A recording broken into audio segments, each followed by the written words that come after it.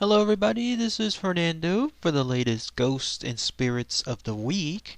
I was inspired to do this video because I just came back from a big trip that I took to San Angelo, Texas. I went to go see Fort Concho for about a day, and I'm going to probably make a special edition video of that soon, so be on the lookout for that while I'm mixing and finalizing the Cryptids and Monsters video. But anyways, while I was on that trip, and I stayed at a hotel nearby, they were playing Ghost Adventures. And during that episode, they were featuring something involving a location called Big Nose Kate's Saloon, which was once called the Grand Hotel back during the Wyatt Earp, Doc Holliday, OK Corral type days. It's amazing that that saloon is still around today. And so while it was playing, the episode focused on one particular ghost that apparently still frequents that location. It definitely caught my mind, and I'm going to feature him here. And he's known as the Swamper. Very, very memorable name. He's called the Swamper, and I'll talk about him here in a minute. But first off, a real quick history on Big Nose Kate's Saloon. You're looking at a current picture of it now. It's a beautiful place, at least from outside and inside. Definitely a lot of history that you see there. It's one of those places where if I ever go to anywhere near Arizona, that's near Tombstone, I will definitely stop by this place. And then, no doubt, based on the pictures that I saw on the interweb, I saw that there was a lot of people obviously still going there to Tombstone and still visiting specifically this saloon. And then here, you're looking at some of the older pictures of the location. I don't know exactly where it's at, but this is Tombstone way back when it was during the time again of Wyatt Earp, Doc Holliday, and it's so amazing again to see and realize that even after all this time, the saloon is still there. This is how it looked like though back during its older heydays. So quite fascinating to take a look back in history, much like I did with the San Angelo trip, and then see stuff that you're looking at now existed back then almost 200 years ago. So great stuff. Now the association of the Swamper is tied to Big Nose Kate Saloon. It was called once again the Grand Hotel way back when. And sometime during that time period, there was a guy who was a janitor, and then apparently some kind of, I don't know what that means, odd job man. I guess someone that did like a jack of all trades, somebody that would just do anything and everything that was needed for his job while he worked there at the Grand Hotel. No mention though as to when specifically he was working there, only the notion that he had worked there somewhere during the long past of the Grand Hotel, which is again now known as Big Nose Kate's Saloon.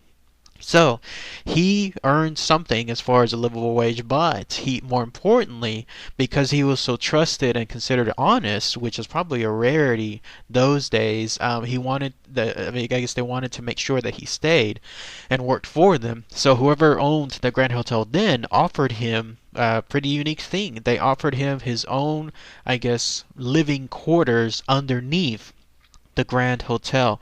And what's cool about it is you're looking at a picture of it here. This is pretty much apparently what it looks like back in his heyday. Whoever this Swamper was, who apparently has no name, everyone just knows him as the Swamper, this was his bedroom. This is where he lived in during his time there at the Grand Hotel. He would go do his work, whatever it was upstairs, and then once he would finish, because again he was so trusted, they gave him this special bedroom just for himself. So he got to live essentially almost scot-free during that time period underneath the Grand Hotel. Now, where the Swamper takes on another legend is this. Apparently, I don't know how he figured it out, but he realized that being so far down from the hotel and being by himself for long periods of time, he could pretty much do as he wanted to as his leisure, I guess, exploring everything that was down there. Maybe it was that there was a lot more space back then down there, but one of those trips he found out that he was actually near an entrance of some kind of mine shaft. I don't know exactly again how a mine shaft exactly connects to the Grand Hotel, but he must have realized it. And so what he started to do, again using all the time in the world that was his free time down there, and then the solidarity of it, the solitude of it, he started essentially creating his own access, tunneling into that mine shaft. It must have taken him hours and hours and days of doing so, but apparently he did this because he had I guess some kind of fortune on his side. The idea was that he was nearby some kind of access to either gold or in some cases silver. I guess he must have seen some remnants of silver somewhere near the entrance of the mine shaft, and so thinking 2 plus 2, that if he digs even further there's going to be more of it, then that's where he would take advantage of it. So again, over a period of years, just tunneling through that hole.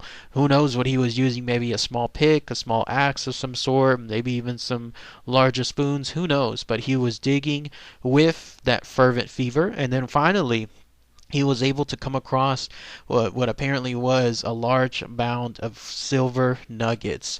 And the idea goes, at least according to the legend, that he either spent these assortments of silver nuggets or he hoarded them into some other place unknown, probably buried somewhere there in the vast fields, the desert fields of Tombstone, Arizona. But whenever that happened, he essentially created his own passion for it. It was so hard that to this day, sometime when he died afterward, he still is there at the Grand Hotel, again now known as the Big Nose Kate Saloon, hoarding it and trying to make sure that no one has access to the silver that's down there. So it's become a pretty popular tourist destination. Those of us that are especially ghost hunters of sorts, if you're ever there in Tombstone, Arizona, please visit the Big Nose Kate Saloon.